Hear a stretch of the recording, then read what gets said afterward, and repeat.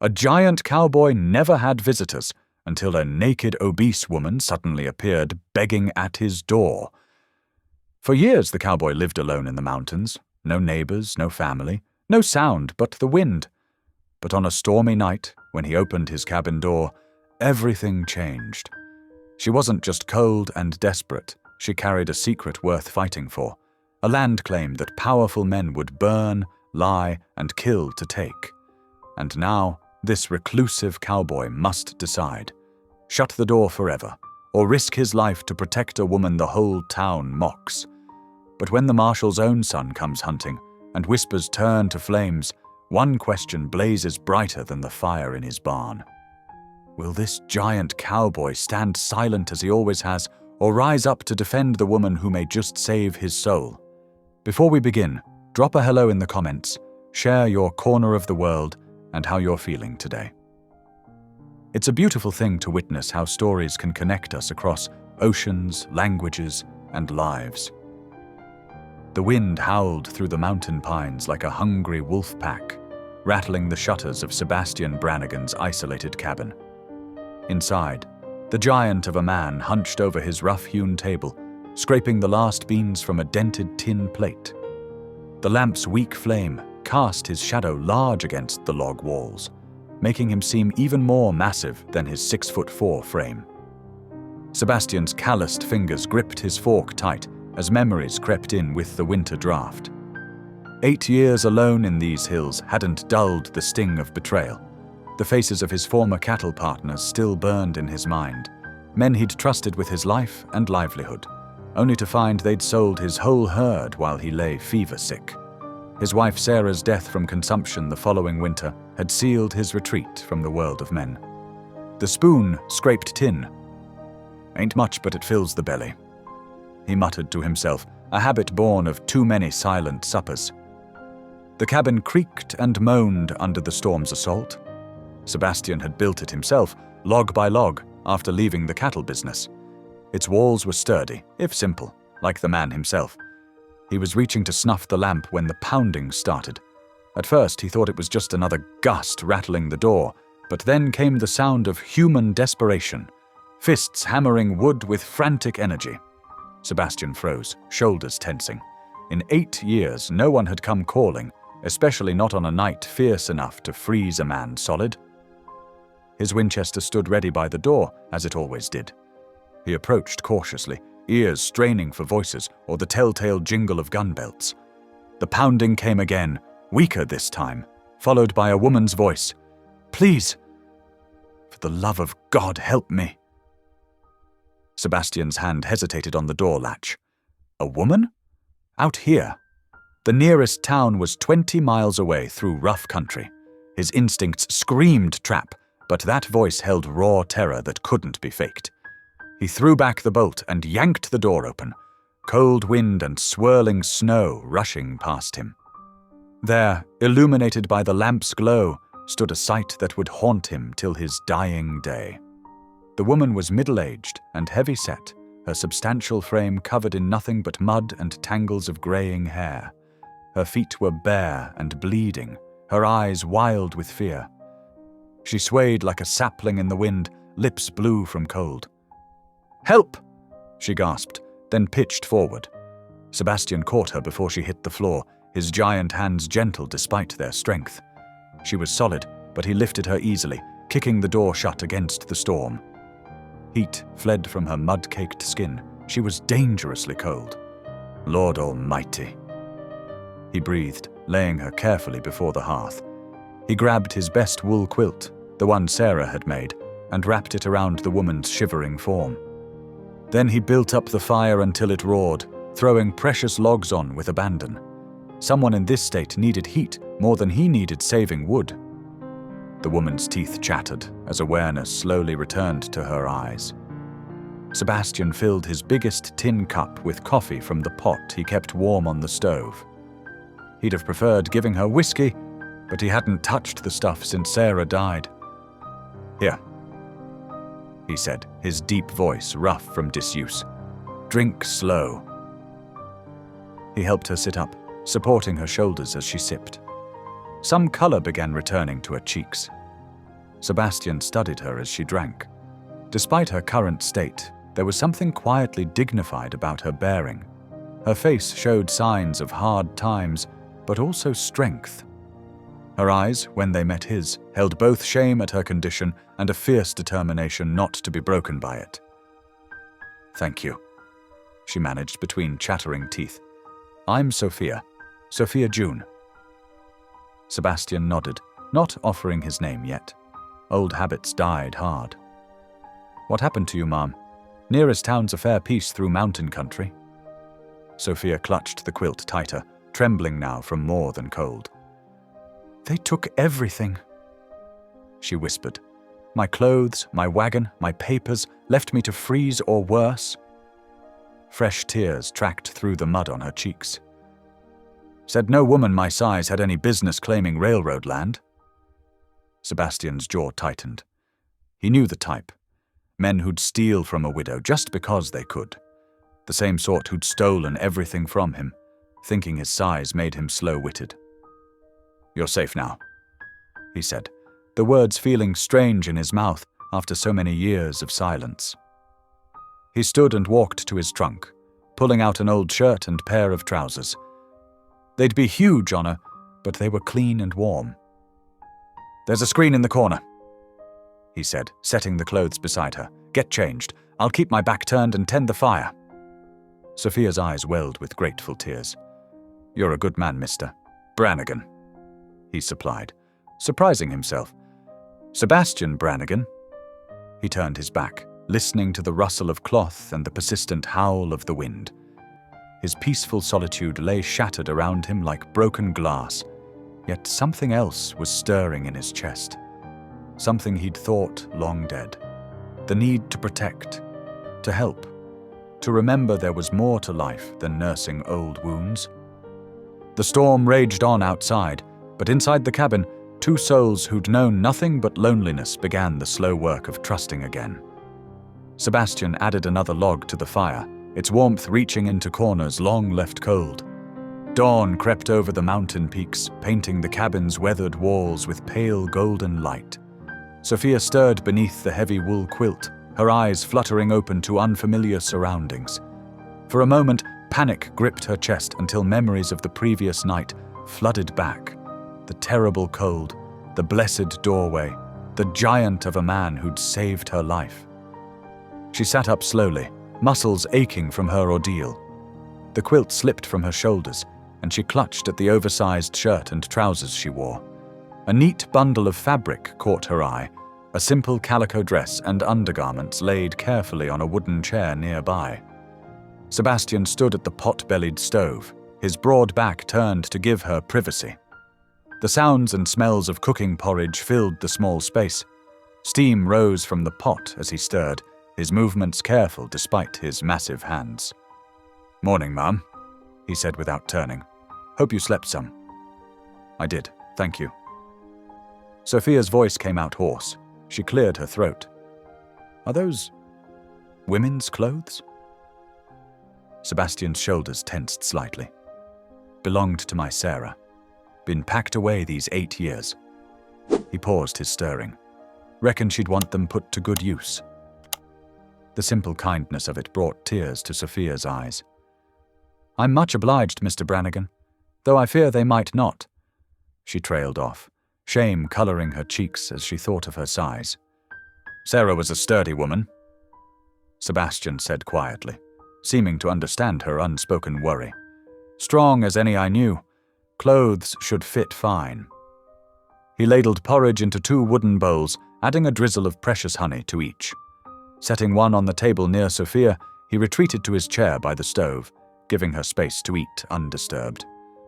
The warm food helped settle Sophia's nerves. Finally, she set her spoon down, knowing she owed this man an explanation. "About last night," she began. Sebastian's deep-set eyes met hers steadily, patient and non-judgmental. "I was 4 days out from Miller's Creek," she continued, hands clasped tight in her lap. "Making for Sweetwater with my wagon and worldly goods. 3 men rode up, claiming to be railroad agents." Her voice grew bitter. "Said they needed to see my papers. When I showed them, they laughed. Said no woman my size had any business claiming railroad land. Sebastian's massive fists clenched on his knees, but he remained silent, letting her tell it at her own pace. They took everything. My clothes, my wagon, all my supplies. Sophia's voice shook. Stripped me bare in the snow and rode off, leaving me to freeze or worse. Said the wolves would clean up their mess. She wiped roughly at her eyes. I walked for hours in the dark, following the creek. Then I saw your lamplight through the trees. Bastards! Sebastian growled, the first real emotion she'd heard in his voice. His knuckles were white with suppressed rage. You saved my life, Mr. Brannigan, Sophia said softly. I won't forget that. He stood abruptly, movements stiff with anger. Got some snow melted for washing, he said. Screens there for privacy. Take your time. He strode to the door, grabbing his axe. I'll be splitting wood. Sophia waited until the door closed behind him before moving to the wash basin. The water was cold but clean, and she scrubbed away the last traces of mud with relief. The dress fit better than she'd feared. Sarah must indeed have been a substantial woman, though perhaps not quite as full-figured as Sophia. Still, it was clean and warm, and that was blessing enough. Through the window, she watched Sebastian attack the woodpile with controlled fury. Each log split cleanly under his powerful swings, his rhythm never faltering. After washing her face one final time, she took a deep breath and stepped outside. The morning air was crisp and clean after the storm. Sebastian paused in his work, leaning on his axe handle as she approached. Sweat gleamed on his forehead despite the cold. Feel better? He asked gruffly. Much, thank you. Sophia gathered her courage. Mr. Brannigan, I know I'm imposing, but might I ask where the nearest town is? I need to reach the railroad office in Sweetwater. Sebastian studied her for a long moment. What business you got there, besides reporting them thieves? Sophia hesitated, then decided honesty was owed. My husband Thomas worked for the railroad, died in a tunnel collapse 2 years ago. She squared her shoulders. They owe compensation, 40 acres of grazing land. I mean to claim what's rightfully mine.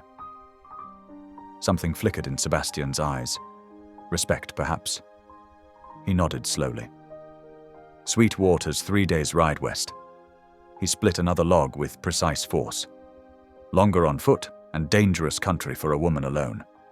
I have no choice, Sophia said firmly. I won't let them steal my future along with my wagon. Sebastian was quiet for several swings of the axe. Finally, he stopped and turned to face her fully. Might be I could help with that, he said carefully. Got a wagon in the barn. Been sitting idle too long anyway. Sophia's heart leapt, but she kept her voice steady. I couldn't ask that of you, Mr. Brannigan. You've done so much already. Ain't asking. He studied the axe blade, not meeting her eyes. Man can't let thieves and bullies win. Goes against nature. Tears threatened again, but Sophia blinked them back. This rough, gentle giant of a man had already shown her more kindness than she'd known in years. Thank you, she whispered. Sebastian just nodded, returning to his woodcutting. But there was purpose in his movements now, as if some long-dormant part of him had awakened. The axe rose and fell in steady rhythm, each stroke building strength for the journey ahead. Evening settled over the mountain cabin like a heavy blanket, bringing with it a deeper chill that made the window panes frost at their edges. Inside, the warmth of the cooking fire and the rich aroma of beans and cornbread created a pocket of comfort against the growing dark. Sebastian ladled generous portions into 2 tin bowls, sliding one across the rough-hewn table to where Sophia sat wrapped in his spare wool shirt against the cold. He settled into his chair with a creak of wood, watching as she took small, careful bites, despite what must have been fierce hunger. Mind my asking? He said finally, his deep voice gentle. Why risk these mountains in winter? Railroad office ain't going nowhere come spring. Sophia set down her spoon, her face troubled in the lamplight. Those papers, they're more than just compensation, Mr. Brannigan. They grant me 40 acres of prime grazing land along Sweet Creek." She smoothed her borrowed dress with nervous hands. "Good water rights, fertile soil, land a woman like me could build a real life on." Sebastian nodded slowly, understanding dawning. Good land was precious in these parts, and Sweet Creek water rights were worth their weight in gold. "But," Sophia continued, her voice dropping, "there are others who want that claim. Powerful men who'd rather see me dead in the snow than let me have what's rightfully mine." Pride straightened her spine. "I may not look like much, Mr. Brannigan, but I aim to fight for what's mine." Something stirred in Sebastian's chest at her quiet determination. Respect, and perhaps something more. He recognized the steel beneath her soft exterior, the same grit that had driven her through miles of snow rather than lay down and die. The evening deepened as Sebastian moved about the cabin, checking his tools and sharpening what needed attention. The familiar rhythm of whetstone against steel filled the comfortable silence. Sophia had insisted on washing the dishes, and her quiet humming blended with the scrape of the stone. The sound hit them both at the same time, distant hoofbeats crunching through snow. Sebastian's hand froze on the whetstone. In one fluid motion, he crossed to the lantern and snuffed it out, plunging the cabin into darkness broken only by the red glow of the banked fire. "Get back from the windows," he whispered, but Sophia was already moving, pressing herself against the wall beside him. Together they peered through a frosted pane as riders emerged from the trees. 4 men on horseback moved slowly past the cabin, their lanterns swinging lazy arcs through the darkness. Their breath and their horses clouded white in the cold air. The riders moved with the casual confidence of men who knew their business would go unchallenged. Sophia's sharp intake of breath made Sebastian glance down. Her face had gone pale, eyes wide with recognition and dread. "Clayton Harlan," she breathed, barely audible. "The marshal's son. The one in the black coat." Sebastian studied the indicated rider, a well-dressed man whose very posture spoke of entitlement. The lantern light caught the gleam of an expensive rifle across his saddle. "He's wanted that Sweet Creek land for years," Sophia continued, her voice shaking slightly. "Tried to pressure Thomas into selling before the accident. When he heard about the compensation claim," she swallowed hard, "I'd bet my life he was behind that ambush. He won't stop until either he has those papers or I'm dead." The implication settled heavy in Sebastian's gut. He'd chosen isolation precisely to avoid such entanglements: corrupt lawmen's sons, land disputes, violence. Now, by taking in this woman, he'd painted a target on them both. The riders passed slowly, checking the barn and outbuildings with their lanterns. Sebastian's hand drifted to the rifle mounted above the door, but the men moved on without approaching the cabin. Perhaps they assumed it empty, with no smoke rising from the chimney in the growing dark. Only when the sound of hoofbeats had faded completely did Sophia sag against the wall, her composure finally cracking. Silent tears tracked down her cheeks as she slid to the floor, hands pressed to her mouth to muffle any sound. "I'm so sorry," she whispered. "I never meant to bring this trouble to your door. You've been so kind, and now I've put you in danger too."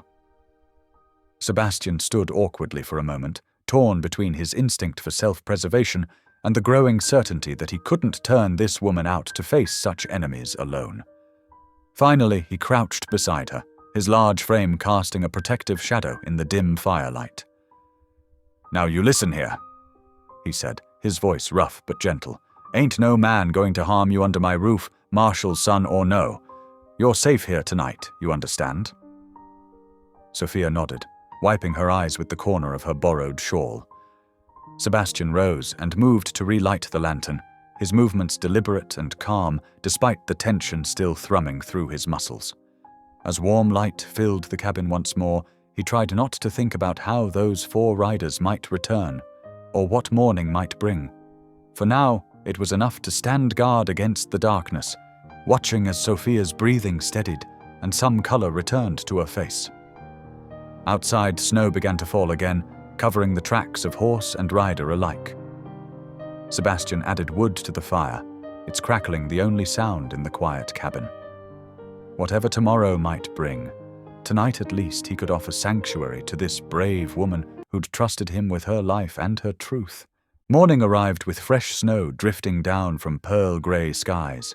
The flakes fell lazy and light, dusting the mountain landscape in pristine white. Inside Sebastian's cabin, warmth from the cooking fire created a cozy refuge against the chill. Sebastian stood at his chopping block behind the cabin, his powerful arms swinging the axe in a steady rhythm. Each strike sent chunks of wood flying, the sharp crack echoing across the snow-hushed clearing. His breath clouded in the cold air as he worked, finding comfort in the familiar labor. Through the cabin's small window, he could see Sophia moving about his kitchen. She had insisted on making bread, kneading dough on his worn table with strong, practiced movements. Her face was set in concentration, wisps of hair escaping her simple bun as she worked the dough with her hands. Sebastian paused, axe resting on the block, watching her for a moment. It had been years since anyone else had occupied his space, yet somehow her presence didn't feel like the intrusion he'd expected. There was something almost peaceful about the sight of her working in his kitchen, as if she belonged there. He shook off the thought and returned to his chopping. A few minutes later, Sophia appeared at the door, wrapped in his spare coat. "That's quite a pile you've made," she said, gesturing at the stacked wood, "though I reckon it could be arranged more efficiently." Sebastian raised an eyebrow at her, pausing mid-swing.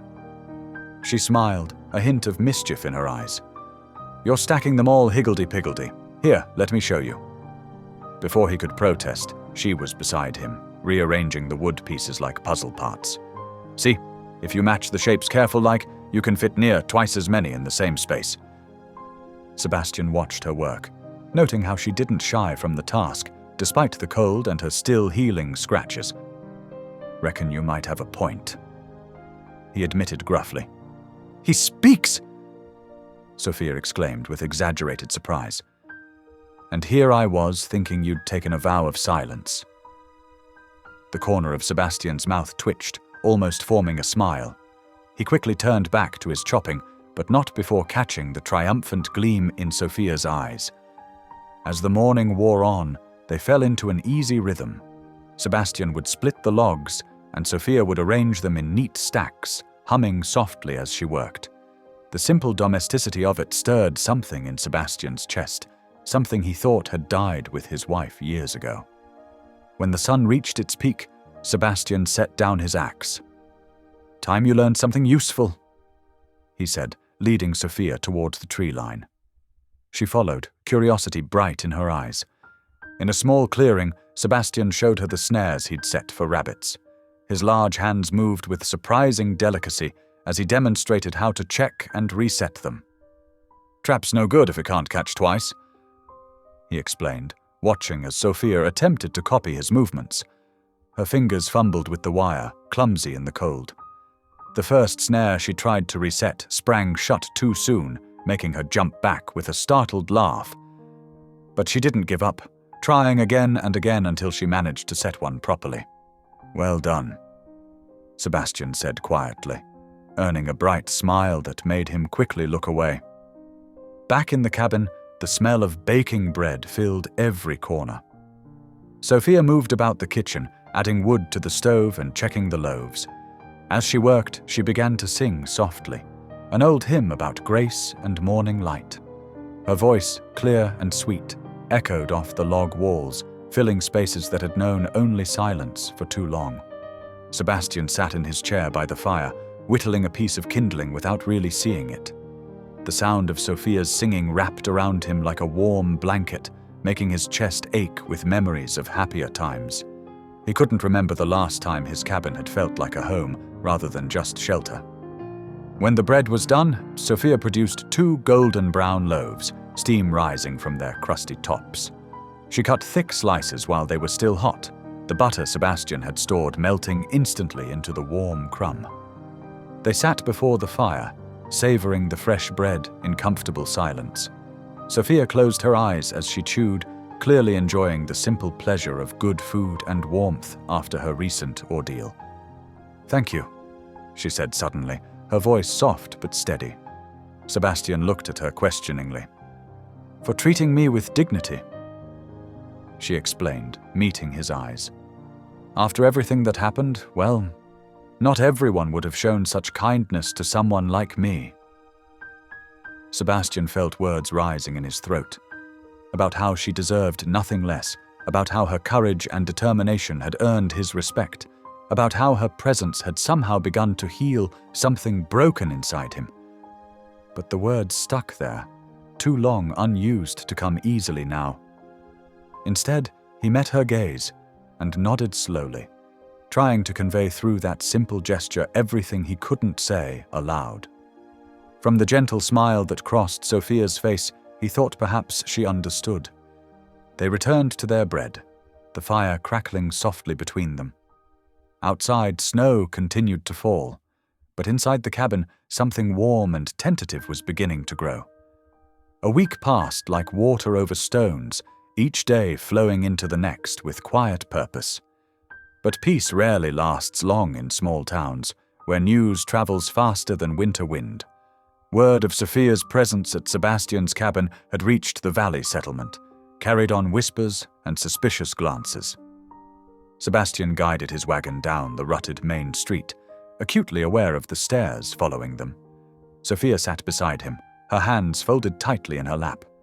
Her plain dress, borrowed from his late wife's trunk, strained at the seams, drawing disapproving looks from women sweeping their porches. "Look there," a man muttered to his companion as they passed. "Brannigan's got himself a woman now. Heard he's keeping her up there against her will." "Shameless, if you ask me," his friend replied, loud enough to carry. "A respectable widow wouldn't be living unmarried with a man." Sophia's shoulders tensed, but she kept her chin high. Sebastian's knuckles whitened on the reins as they drew up to the mercantile. He stepped down first, then offered his hand to help Sophia descend. She took it with quiet dignity, though her cheeks burned red. The bell above the mercantile door announced their entrance with a cheerful jingle that seemed to mock the heavy silence that fell. Inside, Mrs. Peterson stopped mid-sentence in her gossip with the shopkeeper. Both women stared openly at Sophia's ample figure. Sebastian moved protectively closer as they gathered their supplies: flour, coffee, salt, and other necessities. Sophia selected each item with care, counting out coins from her small purse. Her hands trembled slightly, but her voice remained steady as she addressed the shopkeeper. "2 spools of thread as well, if you please," she said. The shopkeeper's wife sniffed. "Certain kinds of women shouldn't worry about mending. Ain't nothing gonna make some things fit proper." Sophia flinched as though struck, but straightened her spine. "The thread, please," she repeated firmly. Sebastian stepped forward, his massive frame casting a shadow over the counter. The shopkeeper hurriedly retrieved the thread, avoiding Sebastian's hard stare. Sunday morning dawned clear and cold. Sebastian had suggested skipping church, but Sophia insisted. "I won't hide like I've done wrong," she said softly. "The Lord knows my heart." The little white church stood proud against the mountain backdrop, its steeple reaching toward heaven. As Sebastian helped Sophia from the wagon, the morning quiet was broken by the murmur of approaching congregants. Their chatter died as they caught sight of the unlikely pair. Inside, the pews creaked with shifting bodies as people moved away, leaving an empty circle around Sebastian and Sophia. From the back row came a low chuckle. Clayton Harlan, the marshal's son, lounged against the wooden bench, a smirk playing across his handsome face. His eyes traveled over Sophia with calculated cruelty. Sophia's face flushed deep red, but she walked steadily to an empty pew, Sebastian following like a protective shadow. She kept her eyes forward during the service, though whispers rustled around them like dead leaves. When the final hymn faded, people filed out quickly, creating a wide berth around them. As Sophia gathered her shawl, a slight figure approached. It was Sarah Whitcomb, the preacher's daughter, a kind face set with purpose. "Mom," she said softly. pressing a bundled package into Sophia's hands. "I thought you might like this. It's a dress I've outgrown." She leaned closer, whispering, "Every soul deserves dignity, no matter what others might say." Tears welled in Sophia's eyes as she clutched the package. "Thank you," she whispered back.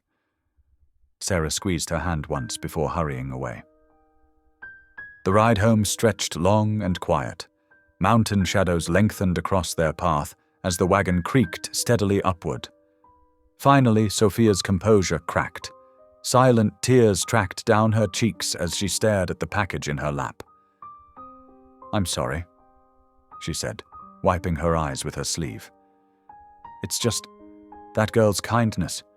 I can't remember the last time a stranger showed me such grace." She drew a shaky breath. "Most folks see nothing but my size, judge me before knowing my heart." Sebastian's jaw clenched tight, anger burning in his chest at the town's cruelty. His hands gripped the reins harder, the leather creaking in protest. He wanted to tell her how wrong they were, how her gentle spirit and determination had begun to wake something in his own hardened heart. But words had never been his gift. Instead, he reached over and briefly covered her hand with his own, a gesture that said more than his voice ever could. Sophia gave him a watery smile, understanding in her eyes. The wagon continued up the mountain road, carrying them away from judgment and toward the sanctuary they'd begun to build together. The mountain air softened a few days later, winter's grip loosening just enough to let hope seep through. Sophia stood at the edge of Sebastian's cabin, studying the small patch of earth where snow had retreated. Her eyes lit up with possibility. "Even in winter, something can take root," she said, holding up a small cloth pouch. "I've been saving these herb seeds. Might seem foolish, but my ma always said hope grows best in hard soil." Sebastian looked dubiously at the frozen ground, but found himself kneeling beside her anyway. His broad hands broke through the crusty earth, turning over clumps of half-frozen dirt. The soil was stubborn, fighting back against every attempt to make it yield. "Reckon this ground's about as welcoming as a bear with a toothache," he muttered, but kept working. Sophia chuckled, the sound warming the crisp air. "That's why we're perfect for the job. Both of us know something about being stubborn." She knelt beside him, her skirts spreading wide on the ground, and began dropping tiny seeds into the furrows his hands had created. The absurdity of planting in winter struck them both at once. Sebastian's low rumble of laughter joined Sophia's melodic giggle, the unexpected sound of their shared mirth echoing off the mountain slopes. Yet they continued their task, working side by side in the weak winter sunlight. "Thyme," Sophia explained, sprinkling the dust-like seeds, "and sage, for when spring comes. Rosemary too, though it'll need protection from the frost." Her fingers moved with gentle purpose, as if each seed carried a promise. Sebastian watched her work, struck by how naturally she fit into this space beside his cabin. Her presence had begun changing things, bringing life to places long dormant. Like these seeds they were planting against all reason, something was taking root. As the afternoon light began to fade, they moved inside where the fireplace cast welcome warmth. Sebastian stoked the flames while Sophia retrieved a leather portfolio from her belongings. Inside were her husband's railroad papers, creased, water-stained, but intact. "These papers are all I have left of Thomas," she said softly, spreading them carefully on the rough-hewn table. "He died making sure other men's families would be safe on those tracks. This land claim, it's not just compensation, it's his legacy." Sebastian examined the documents with careful hands, noting tears along the fold lines. Without a word, he reached for his tool chest and brought out a small pot of glue and strips of thin leather. With surprising delicacy for such large fingers, he began reinforcing the weakened areas. "Need to protect these proper," he said, working methodically. "Oilskin will keep them dry." He brought out a piece of treated leather, measuring it against the papers. Sophia watched him work, touched by his careful attention to these precious documents. "You have gentle hands for such a big man." she observed softly. Sebastian's ears reddened slightly, but he continued his task. When finished, he wrapped the reinforced papers in oilskin, tying it securely. There, should weather anything now. As dusk settled over the mountain, Sophia busied herself preparing their evening meal. The cabin filled with the rich aroma of rabbit stew, onions, and carrots swimming in the broth. Sebastian sat in his chair by the fire, a battered Bible open on his knee. It had belonged to his wife, its pages yellow with age and disuse.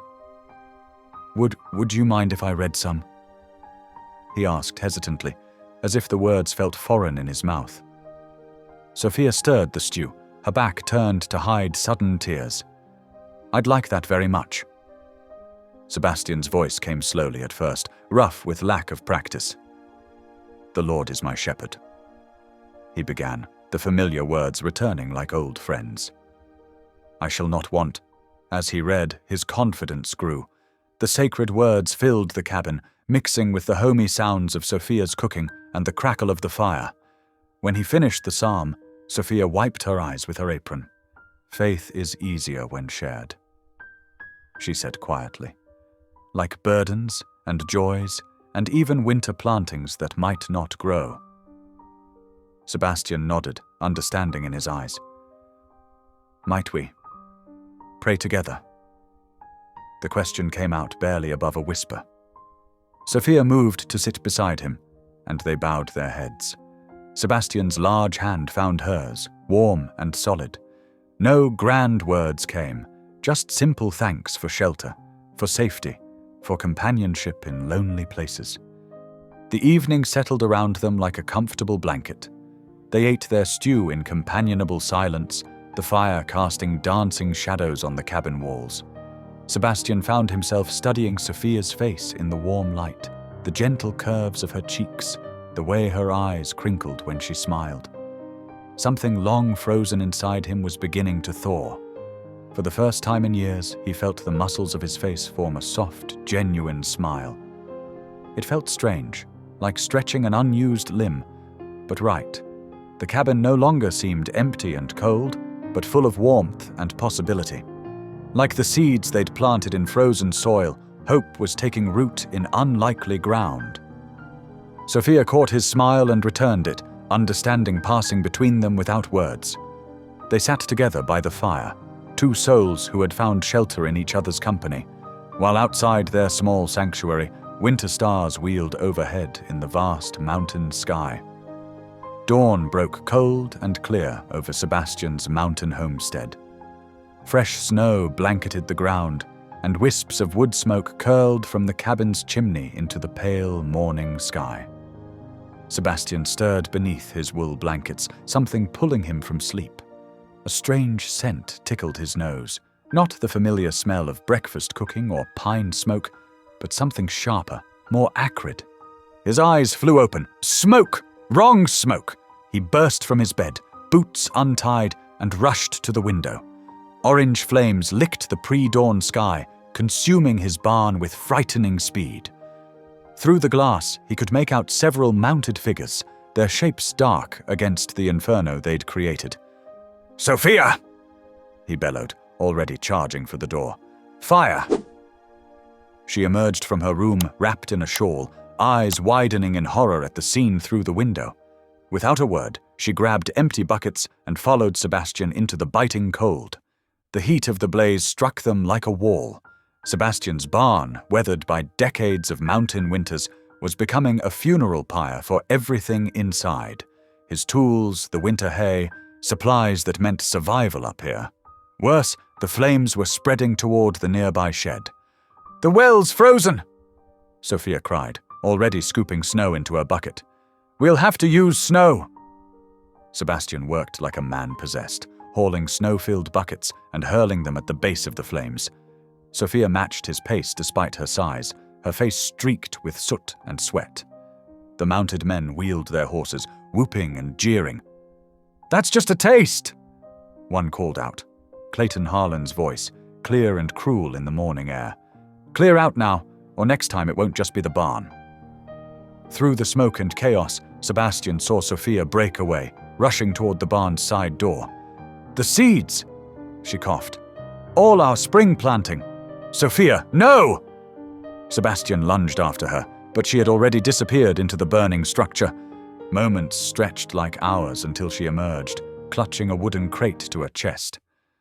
But the effort had been too much. She stumbled, collapsed to her knees in the snow, racked with violent coughing. The seed crate tumbled from her arms, spilling its precious contents across the frozen ground. The riders' laughter echoed off the mountainside as they spurred their horses away. "Remember what happens to those who don't take friendly warnings?" Clayton's voice carried back to them. "Next time won't be so gentle." Sebastian gathered Sophia in his arms, half carrying her back to the cabin's clean air. Her coughing gradually subsided, but tears streamed down her face. Whether from smoke or shame, he couldn't tell. "I'm so sorry," she choked out, once she could speak again. "This is all my fault. Everything you've built here, they're destroying it because of me." Sebastian said nothing. His jaw clenched tight as he watched the barn collapse in on itself. The structure he'd raised with his own hands 20 years ago was now just a blackened skeleton against the morning sky. The magnitude of the loss struck him like a physical blow. Tools handed down from his father, harness leather he'd worked himself, hay that had taken all summer to cut and cure. "I have to leave," Sophia whispered, her voice raw. "I can't let them ruin everything you have. You've been too kind already, but I won't be the cause of losing all you've worked for." Sebastian turned to her then, his face dark with smoke and fury. "No," he growled, the word rumbling deep in his chest. "I won't let those wolves drive you away. This mountain's seen worse than them." But as day faded to dusk, doubt began to gnaw at his resolve. Sebastian stood in the gathering darkness, staring at the barn's remains. The smell of wet ash and charred wood hung heavy in the air. Everything he'd stored for winter, gone. The tools he needed for spring work, destroyed. He'd survived up here by being cautious, by staying clear of other folks' troubles. Now trouble had found him anyway, and the price was already steep. Inside the cabin, lamplight glowed soft through the window. Through the glass, he could see Sophia sitting in her chair by the fire, needle flashing as she mended one of his shirts. Her lips moved in what he knew were prayers. Prayers for him, for strength, for protection. The sight stirred something in his chest, warming him against the cold doubt trying to take root there. Yet sleep eluded them both that night. Sebastian lay in his bed, listening to the wind moan through the mountain pines. Every creak and rustle had him reaching for his rifle, wondering if Clayton's men would return to make good on their threats. In her room, Sophia's lamp burned late into the night as she sat wrapped in her quilt, fingers working her rosary beads, whispering prayers into the darkness. Tomorrow's sun would rise on uncertainty. Sebastian had no illusions about what standing against the marshal's son might cost him. Clayton Harlan had the law's authority behind him, twisted though it might be. But watching Sophia finally extinguish her lamp, Sebastian felt the weight of a choice settling over him. Sometimes a man had to decide what ground was worth defending, what prices were worth paying. He lay awake in the darkness, listening to the night sounds of his mountain home, uncertain what morning would bring. Morning light crept over the mountains, painting the snow-covered ground in shades of pink and gold. The charred remains of Sebastian's barn stood like a dark wound against the pristine landscape. Steam rose from the ashes where snow had settled, carrying the acrid smell of destruction. Sebastian emerged from the cabin at first light, his broad shoulders set with determination. Without a word, he grabbed a shovel and began clearing away the debris. Each blackened beam he touched left sooty marks on his hands, but he worked steadily, methodically sorting what could be salvaged from what was lost. The cabin door creaked open again, and Sophia stepped out carrying a cloth-wrapped bundle and a water jug. She watched him work for a moment, her heart aching at the sight of this proud man having to rebuild from ashes. "You need to eat something," she called softly, setting down the bundle of fresh bread and dried meat on a clean stump. Sebastian paused, wiping sweat from his brow despite the morning chill. "Much obliged," he said gruffly, but didn't stop working. Sophia squared her shoulders and picked up a smaller shovel. Though her size made movement difficult, she began clearing away smaller pieces of debris, working alongside him in companionable silence. "You don't have to do this," Sebastian said after a while, watching her struggle with a charred plank. "Yes, I do," she replied firmly, though her breathing was labored. "This is my fight too now." The sun climbed higher as they worked. Sophia's dress grew stained with soot, and her arms trembled with exhaustion, but she kept pace. Sebastian found himself slowing his own movements to match her rhythm, their efforts falling into an unspoken partnership. The sound of approaching horses made them both freeze. Through the morning mist came 3 riders from town: Tom Wheeler, the shopkeeper, Hank Mills, who ran the livery, and Jesse Cooper, who always seemed to know everyone's business before they did themselves. "Well, well," Tom called out, his voice carrying clear across the snow. "Looks like someone had themselves a bonfire."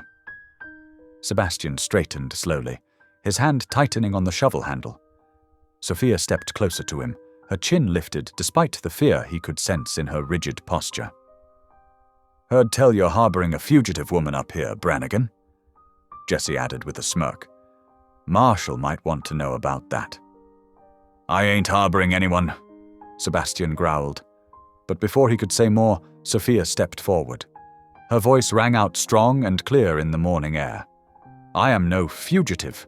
I am Sophia June, widow of William June, who died working the railroad lines. These papers—" She pulled the oilskin packet from her apron pocket. "Grant me rightful claim to grazing land that some folks seem mighty interested in taking by force." The men's sneers faltered slightly at her direct challenge. Tom Wheeler shifted uncomfortably in his saddle. "That's so," Hank drawled. "Funny how Clayton Harlan tells it different. Says you're nothing but a thief trying to steal what ain't yours." "The only thieves here are the ones who set fire to an honest man's barn," Sophia shot back, her voice trembling with anger rather than fear now. "And you can tell Clayton Harlan that papers don't lie, even if men do." Jesse spat into the snow. "Marshall will hear about this. Count on it." He wheeled his horse around. "Better watch yourself, Brannigan. Shame if more accidents was to happen up here." They rode off, leaving fresh hoof prints in the snow and tension hanging heavy in the air. Sophia's shoulders sagged as their horses disappeared into the trees. "I'm so sorry," she whispered, turning to Sebastian. "Every day I stay puts you in more danger. I will not let you keep paying the price for sheltering me." Sebastian was quiet for a long moment, staring at the burned ruins of his barn. When he finally spoke, his voice was rough with emotion he seemed unused to expressing. "You know what this place was before you came?" He gestured at the cabin, the mountains around them. It was quiet, peaceful maybe, but it was dead inside. He turned to face her fully. "You brought something back I thought was gone forever.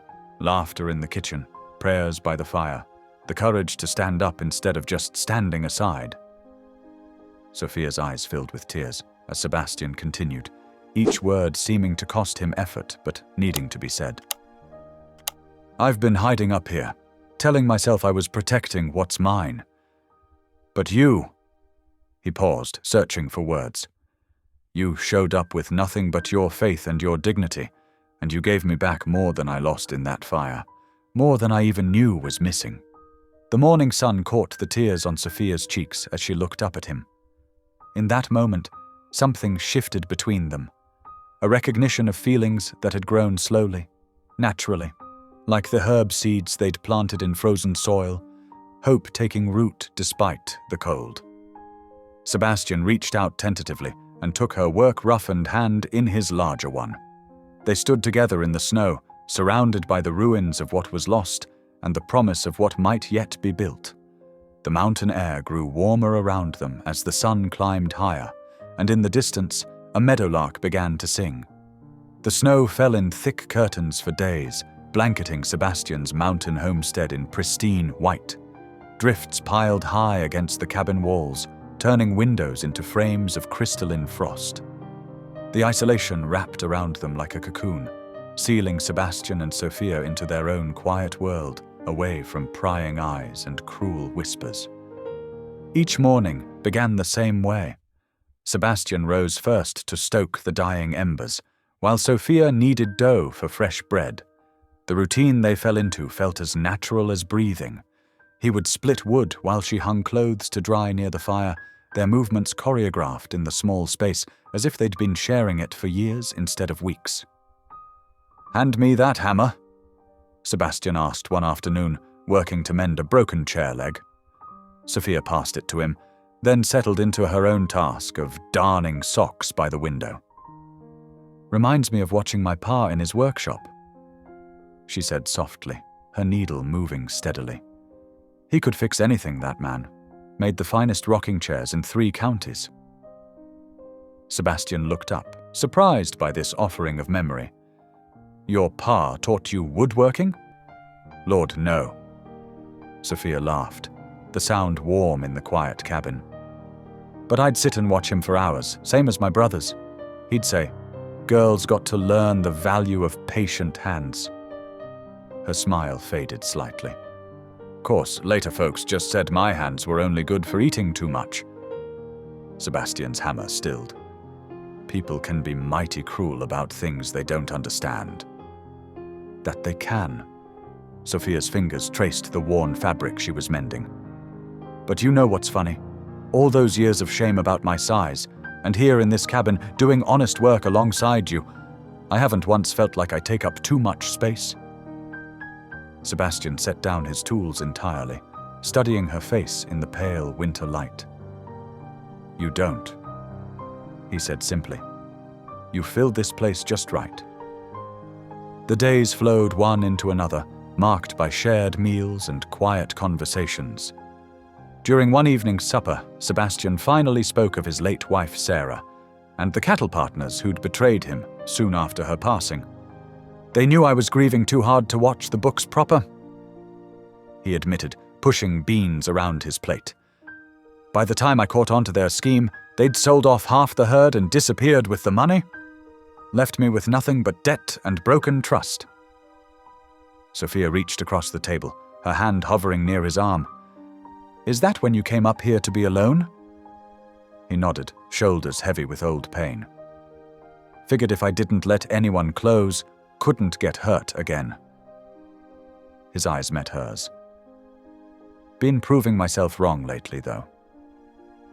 One afternoon, Sebastian brought out his old Winchester rifle, showing Sophia how to hold it properly despite her initial nervousness.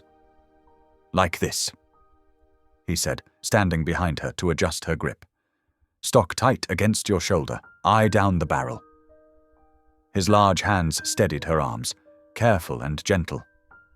Sophia's first shot went wild, startling a pair of crows from a nearby pine. She dissolved into laughter, her whole body shaking with it. "Lord have mercy, I'm liable to shoot my own foot off!" Sebastian found himself chuckling too, the sound rusty from disuse. "Might want to stick to your mother's recipes instead." "Speaking of which," Sophia's eyes brightened, "let me teach you her dumplings." Simple enough for even a confirmed bachelor to master. They spent that evening in the kitchen, flour dusting their clothes as Sophia guided his large hands through the process of mixing and rolling dough. Sebastian's first attempts were clumsy, but her patient instructions and warm praise made him feel 10 feet tall. "There now," she said, watching him drop the last dumpling into the bubbling pot. "You're a natural after all." The stew they made together that night tasted of home and comfort. As they sat at his small table, Sebastian found himself sharing stories of his own childhood, working his father's farm, learning to break horses, dreaming of his own ranch someday. Sophia listened intently, asking questions that showed she truly cared about his memories. Her eyes sparkled in the lamplight as she told him about learning to sing in church choir, about summer picnics where she'd win pie-eating contests, about the simple joys she'd known before the world taught her to be ashamed. "Sometimes I wonder," she mused, stirring the last bits of stew with her spoon, "if God sends us down hard paths just so we can find our way to better ones." Sebastian watched her across the table, seeing not the woman others mocked, but someone whose strength and gentle spirit had worked their way deep into his heart. Without thinking, he reached across and covered her hand with his. The touch was brief, just the warm press of calloused fingers against soft skin. But it sent a jolt through them both. Neither pulled away. In the comfortable silence that followed, something shifted and settled between them, as natural as snow falling or bread rising. For that single heartbeat, they were no longer the lonely giant and the humiliated widow. They were simply a man and woman who had found in each other the missing pieces of their broken hearts. The mountain winds howled outside, but in the cabin's warmth, they were sheltered by something stronger than walls, the tentative beginnings of love born from shared laughter, quiet understanding, and the courage to trust again. The peaceful rhythm of their shared days shattered on a bitter Thursday morning. Sebastian had just finished his morning coffee when he heard the thunder of approaching hooves. Dozens of them, by the sound. His spine stiffened as he rose from the table. "Get back from the windows," he warned Sophia, who stood at the sink washing breakfast dishes. She dried her hands slowly on her apron, face pale but composed. The riders emerged from the tree line like dark specters, at least 15 men on horseback, led by the marshal's son. Several carried blazing torches despite the morning light. Sebastian's hand moved toward his rifle, but Sophia touched his arm. "No," she whispered. "No more violence on my account." The men circled the cabin, their horses' hooves churning the pristine snow into muddy slush. 2 riders immediately broke away, touching their torches to the wooden fence posts. Flames licked up the dry wood, sending black smoke curling into the winter sky. "Brannigan!" The marshal's son's voice boomed across the yard. "Send out the woman. We know you're harboring a kidnapped fugitive and a fraud." Sebastian's jaw clenched. "That's a lie, and you know it." "Then let the law decide." Another post caught fire with a whoosh. "Either she comes out or we burn down everything you own piece by piece." Sophia stepped forward, her hands trembling, but her voice steady. "Sebastian, I won't let them destroy any more of your property." She straightened her dress, trying to smooth the worn fabric with dignity. "I'll go with them." "No?" Sebastian moved to block the door. "I won't let them take you." She looked up at him, her eyes bright with unshed tears. "They won't stop until they get what they want. I won't have your whole life burned down because of me." Her hand found his arm again, squeezing gently. "Please, let me do this." More fence posts erupted in flames. The acrid smell of burning wood filled the air as Sebastian struggled with his conscience. Every fiber of his being screamed to fight, to protect her, but he saw the resolve in her face. "Time's running out, Brannigan," the marshal's son shouted. "Send her out, or we're coming in." Sophia took a deep breath, squaring her shoulders. "I'll go willingly," she called through the door. "Just stop the burning." Before Sebastian could stop her, she pulled open the door and stepped out into the snow. Her head was held high despite her fear, refusing to cower before the mob of mounted men. The marshal's son sneered down at her from his horse. "Well, if it ain't the railroad widow herself, thinking you could hide up here and steal honest men's land with your false claims?" "My claims are legal and true," Sophia declared, though her voice shook slightly. "My husband died working your precious railroad. That land was promised as compensation." "Lies!" One of the men spat in the snow. "You're nothing but a fraud and a harlot, hiding out with this mountain hermit." Sebastian surged forward at the insult, but Sophia's quick glance held him back. She stood straighter, her dignity a shield against their cruel words. "If you wish to question my claim, I'll answer before the proper authorities," she said clearly. "There's no need for more destruction." 2 men dismounted, moving toward her with rough purpose. Sebastian's hands curled into fists as they seized her arms, their fingers digging cruelly into her flesh. The sight of their casual brutality made his blood boil. Neighbors who had ridden with the group watched in silence, neither helping nor hindering as Sophia was dragged toward a waiting wagon. Some looked away, shame evident in their averted gazes.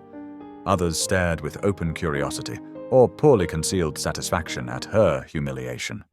Sophia stumbled in the deep snow, but caught herself, refusing to be dragged. Each step she took was deliberate, as if determined to walk to her fate rather than be pulled to it. Just before they pushed her onto the wagon, she turned her head to look at Sebastian one last time.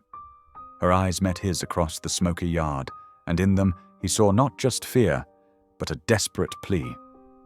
"Don't give up," that gaze seemed to say. "Don't let them win. Don't let what we found here die in the ashes." The men shoved her roughly onto the wagon bed. She landed hard but made no sound, maintaining her dignity even as they bound her hands with rope. The marshal's son wheeled his horse around, gesturing for his men to fall in. "You'll be answering some questions too, Brannigan," he called out with a smirk. "Best stay close to home." Sebastian stood rooted in place as the wagon lurched into motion. He watched helplessly as they took her away, his chest so tight he could barely breathe. The convoy disappeared into the trees, leaving him alone in his yard surrounded by smoldering fence posts and churned snow. Smoke stung his eyes as he stared at the spot where Sophia had vanished. His fists clenched and unclenched at his sides, years of isolation warring with the fierce need to protect what had become precious to him. In the weeks she had been here, she had brought light and warmth back into his life. She had helped him remember how to trust, to laugh, to care. Looking at the destruction around him, the burned posts, the trampled snow, the mud and ash, Sebastian made a silent vow.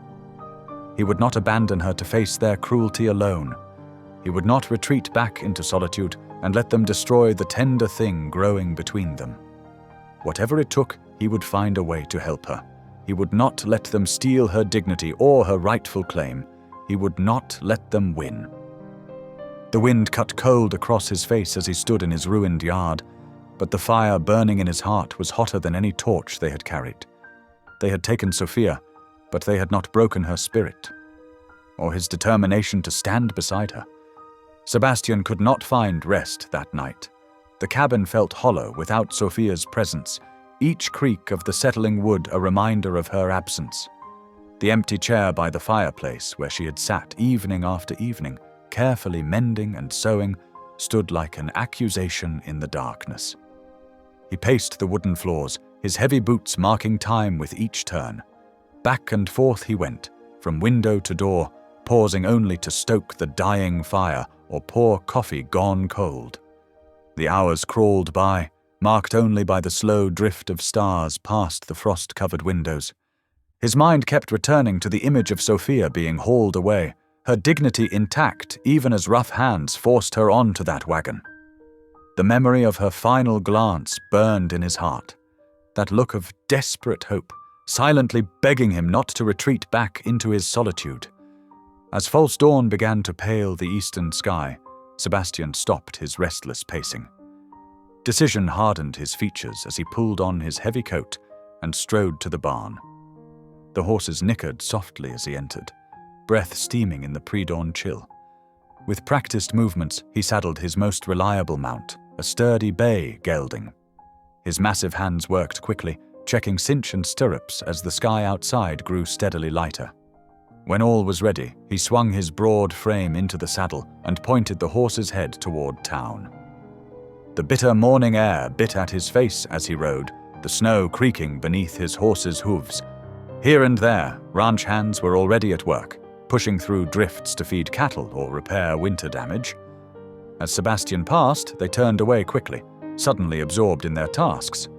Fear of the marshal's influence ran deep in these parts. Near the Miller place, old Jake was out checking his fence line. The elderly rancher had always been friendly before, ready with a wave and a word. But today he hunched his shoulders and kept his eyes down, pretending great interest in a post that needed mending. Sebastian's jaw tightened at this show of cowardice. but he rode on without comment. The sun was fully up by the time he reached town, though its weak winter light did little to warm the frost-rimed buildings. Sebastian dismounted stiffly in front of the marshal's office, tying his horse to the hitching rail with deliberate care. A few early risers hurried past on the boardwalk, giving him a wide berth. Inside, the deputy looked up with obvious nervousness as Sebastian's massive frame filled the doorway.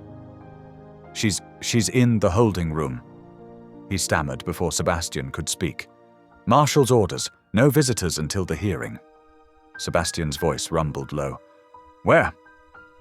The deputy pointed toward a door at the back of the building, then busied himself with paperwork, clearly wanting no part in whatever might follow.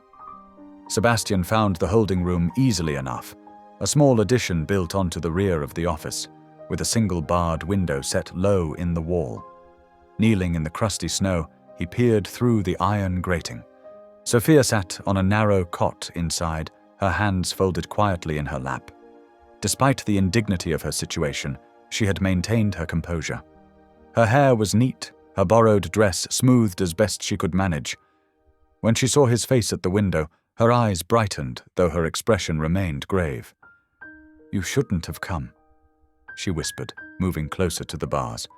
"They'll only use it against you." I couldn't stay away. Sebastian's large fingers curled around the iron grating. "Are they treating you proper?" "Well enough." She attempted a small smile. "The deputy's wife brought me breakfast and a blanket. Some still show kindness, even if they dare not show it openly." Sebastian's face darkened. "This ain't right, what they're doing to you. Those papers are legal. Your claim is true." "Truth doesn't always matter to powerful men," Sophia said softly. "Sebastian, please, don't risk yourself further on my account. You've already lost too much trying to help me." "A barn can be rebuilt," he growled. "A man's conscience ain't so easy to repair." Tears welled in Sophia's eyes at his words.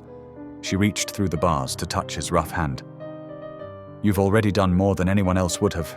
You took me in when I had nothing, treated me with dignity when others only showed scorn.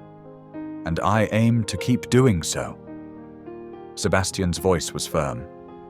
"When they hold that hearing, I'll speak for you. Tell what I know of your character, your courage. Silence now would be pure cowardice." A tear slipped down Sophia's cheek. "Your loyalty humbles me," she whispered.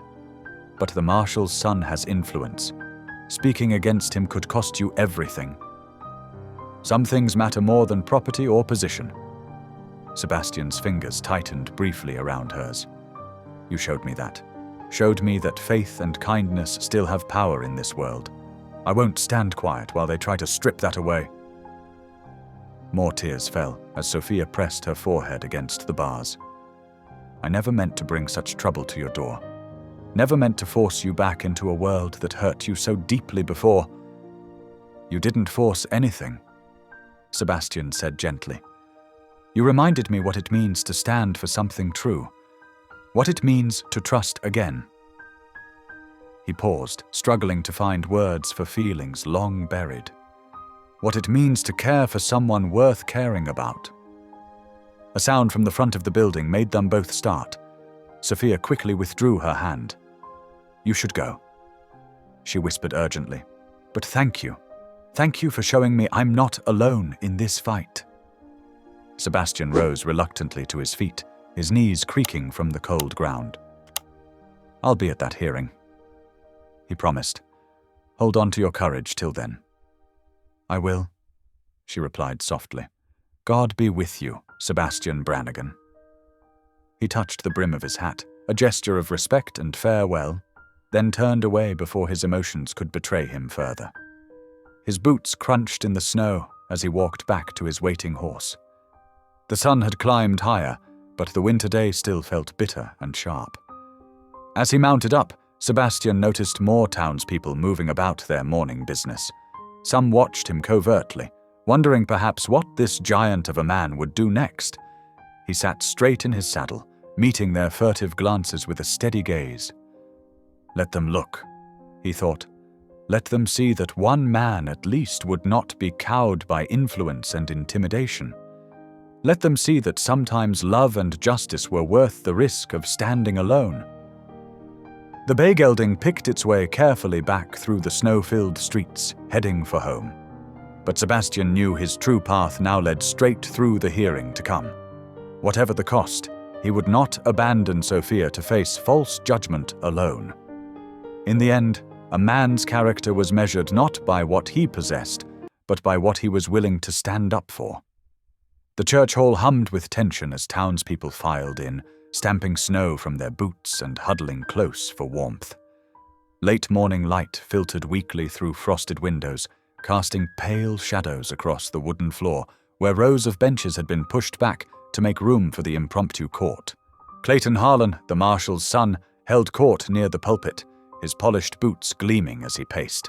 His carefully pressed suit and oiled hair marked him apart from the working folk gathered in their plain winter clothes. A satisfied smirk played at the corners of his mouth as he watched Sophia being led in, her head held high despite her bonds. Preacher Samuel Whitcomb stood off to one side, his weathered Bible clutched tight against his chest.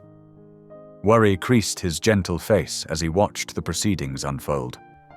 Behind him, his daughter Sarah twisted her hands in her apron, distress evident in her eyes. "Good people of the valley," Clayton began, his voice carrying easily through the hushed room. "We're gathered to expose a grave deception. This woman," he gestured dramatically towards Sophia, "claims ownership of prime grazing land through supposed railroad papers that conveniently cannot be produced." Sophia's chin lifted slightly, but she remained silent, her hands folded quietly in her lap. The townsfolk shifted uncomfortably, few willing to meet her steady gaze. "Furthermore," Clayton continued, warming to his performance, "she has bewitched a reclusive neighbor into harboring her unlawfully, bringing shame upon our decent community. Her fraudulent claim threatens the very order of our society." He pulled out several documents with a flourish. "I have here testimony from reliable witnesses stating these so-called compensation papers never existed. This woman is nothing but a scheming drifter, preying upon Christian charity." The preacher's fingers tightened on his Bible. He opened his mouth as if to speak, then closed it again, torn between truth and the marshal's influence. Suddenly, the heavy door at the back of the church hall swung open. A blast of cold air swept in, followed by Sebastian Brannigan's massive frame. The crowd fell silent as he stepped inside, snow melting from his broad shoulders. His presence filled the space, commanding attention without a word spoken. Clayton's smirk faltered slightly. "This hearing is closed to... I've come to testify." Sebastian's deep voice carried clearly through the hall. He moved forward through the parting crowd, his steady steps marking a deliberate path toward the front. "You have no standing here," Clayton snapped, but uncertainty had crept into his tone.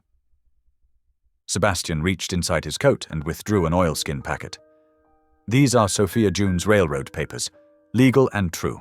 I've kept them safe since the night your men ambushed her wagon and left her to die in the snow." Gasps rippled through the crowd. Clayton's face darkened. "You dare accuse—" "I speak only truth," Sebastian continued, his voice remaining calm but carrying an edge of steel. "I saw the aftermath of that attack, saw how she struggled through the storm with nothing but courage and faith, watched her rebuild her dignity day by day, despite those who'd strip it from her." He carefully unwrapped the oilskin, revealing the documents within. "These papers grant her legal claim to the grazing land, signed and witnessed proper. Any man with honor would acknowledge her right." The preacher stepped forward then, squaring his shoulders. "I can confirm the validity of these documents," he said clearly. "The church keeps records of all railroad compensations. Mrs. June's claim is registered in our books, dated and authorized." Clayton's face flushed red with fury. "This is outrageous! You can't possibly—" "I can and I do!" Preacher Samuel replied firmly. "The truth must be spoken, regardless of influence or position." Murmurs rose among the townspeople as they processed these revelations. Sarah, the preacher's daughter, moved to stand beside Sophia, placing a supportive hand on her shoulder. Sebastian's deep voice cut through the growing noise. This woman has shown more strength and dignity than those who destroy her. She's faced cruelty with grace, violence with faith, and hatred with forgiveness. His eyes swept the crowd. Ask yourselves, is this how we treat widows in our community? Is this how we honor God's command to protect the vulnerable? More townspeople began nodding, shame and understanding dawning on their faces. Old Jake Miller spoke up from the back. Reckon I've been too quiet too long. Ain't right, what's been done to her? The law is clear, Preacher Samuel added, holding up his Bible. As is our duty to uphold justice and truth. Clayton slammed his hand against the pulpit. You're all being fooled by this woman's act. I won't stand for— No, Sebastian interrupted quietly. You won't stand for losing power over those you'd bully. Won't stand for truth exposing your lies. His massive frame seemed to grow even larger as he faced down the marshal's son. But that time is past. The crowd's mood had shifted decisively. Where before they had avoided Sophia's gaze, now many offered small smiles or apologetic nods. The preacher's daughter helped remove Sophia's bonds, while Clayton sputtered ineffectively. Sebastian moved to stand beside Sophia's chair, his protective presence a clear statement to all. She looked up at him, tears of gratitude shining in her eyes. He had done more than defend her claim. He had restored her place in the community, had given weight to her dignity through his own hard-won respect. The morning light grew stronger through the windows, touching Sophia's face with a gentle glow. The church hall that had begun as a courtroom of judgment had transformed into a place of truth and redemption. And in that light, the lonely giant and the wronged widow stood together, their shared courage changing more than just their own lives. Clayton Harlan's face twisted with rage as he stared at the gathering before him. His carefully constructed web of lies had unraveled in moments, torn apart by Sebastian's quiet truth and the preacher's firm testimony. The marshal's son grabbed his hat from the pulpit, jamming it onto his head with trembling hands. "You'll regret this," he snarled, but his voice held more wounded pride than power now. His boots clicked sharply against the wooden floor as he stormed toward the door, his men trailing behind like shadows, losing substance in dawn light. The heavy door slammed shut behind them, leaving a ringing silence in the church hall. Sophia's shoulders shook as the tension finally broke. She pressed her hand to her mouth, struggling to contain the surge of emotion, relief, vindication, and lingering fear all mixed together. Sebastian's steady presence beside her chair anchored her, his large hand coming to rest briefly on her shoulder. The townspeople began moving forward hesitantly, shame evident in their downcast eyes and halting steps. Mrs. Miller, who had been among the loudest gossips, twisted her apron in her hands as she approached. "I'm powerful sorry, Ms. June," she said softly. "Weren't right the way we treated you. Let fear of the marshal's influence stop us speaking truth." Others added their voices, a chorus of awkward but sincere apologies. Old Jake Miller offered to help rebuild the burned barn. The mercantile owner promised credit at his store. Each small gesture helped mend the torn fabric of community. Preacher Samuel stepped forward, his kind face glowing with quiet joy. He took Sophia's hands in his weathered ones, speaking with gentle authority. "The Lord sees past our earthly shells to the truth of our hearts," he said.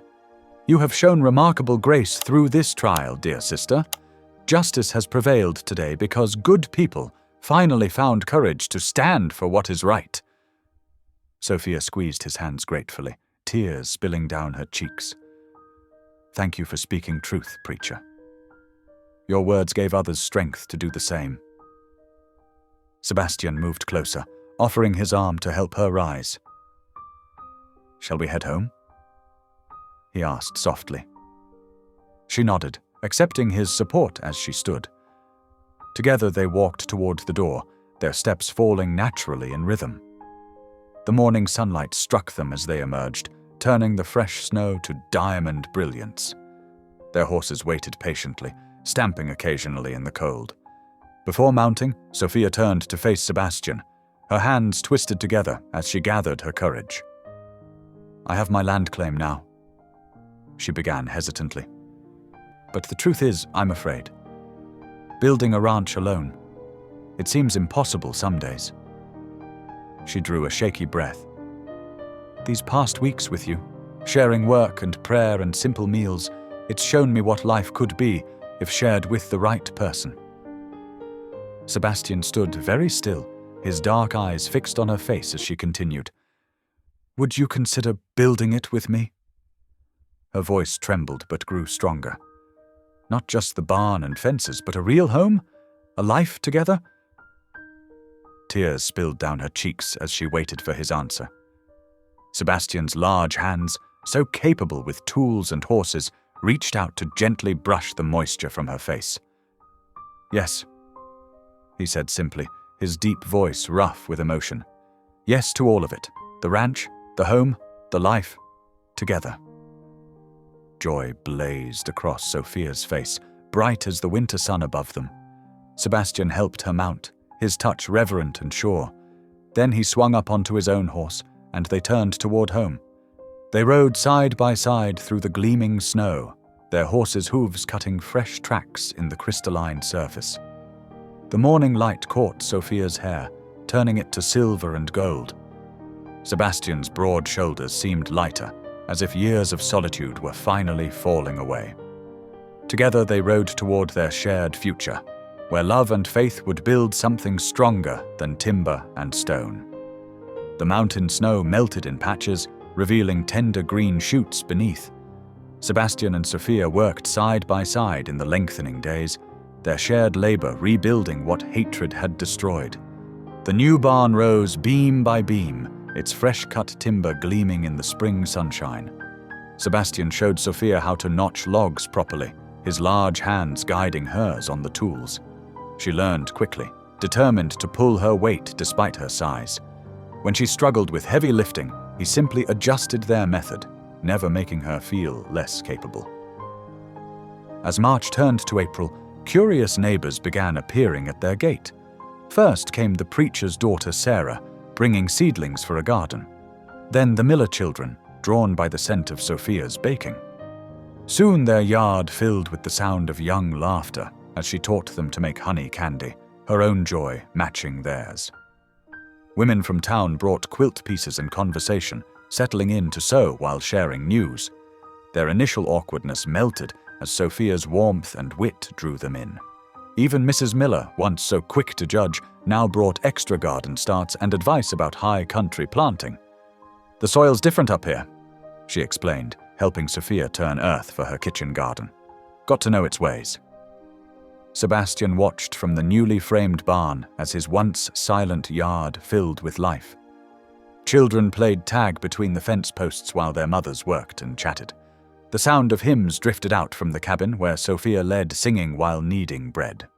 One evening in late spring, they sat at their table enjoying fresh-baked biscuits and rabbit stew. Lamplight caught the silver in Sebastian's dark hair and softened Sophia's worn features. Through the open window came the sweet scent of wild plum blossoms and the distant cry of nighthawks. "I never properly thanked you," Sophia said softly, "for opening your door that winter night. Most men wouldn't have." Sebastian's weathered face creased in a gentle smile. "Reckon I'm the one should thank you," he replied. "Was just existing before, not really living. You gave me back my life, Sophia.